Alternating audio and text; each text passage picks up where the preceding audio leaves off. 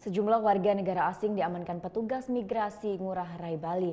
3 warga negara Cina tertangkap lantaran mengedarkan uang palsu, sementara seorang wanita asal Ghana menggunakan paspor palsu untuk menuju Selandia Baru. 3 warga negara Cina diringkus petugas imigrasi Ngurah Rai di kawasan wisata Kuta Bali. Mereka menyalahgunakan visa liburan untuk bekerja sebagai pengemis. Tak hanya itu, salah satu pelaku juga terbukti mengedarkan uang palsu yuan selama tinggal di Bali. Petugas berhasil menyita uang sebesar 700 yuan atau sekitar Rp1.400.000 yang belum digunakan. Warga negara asing ini kemudian diserahkan ke Direktorat Reserse Kriminal Khusus Polda Bali untuk proses hukum selanjutnya. Ancaman deportasi juga menanti ketiganya. Di saat yang sama, petugas imigrasi Bandara Internasional Ngurah Rai amankan seorang wanita asal Ghana.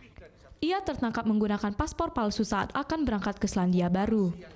Paspor yang digunakan adalah paspor negara Prancis. Disinyalir, wanita ini adalah korban sindikat perdagangan manusia internasional. Dia mempergunakan jasa yang ini belum terungkap ya.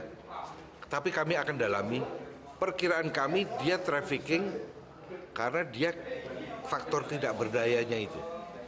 Secara ekonomis tidak berdaya. Kalau people smuggling kan ada kerjasama dengan korbannya. Ini sama sekali tidak ada kerjasama. Dia akan membayar pada saat sudah bekerja di New Zealand. Modus jaringan perdagangan manusia internasional ini mengirim tenaga kerja dari negara miskin ke negara maju.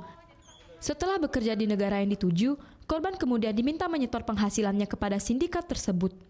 Muhammad Hasanuddin melaporkan untuk NET.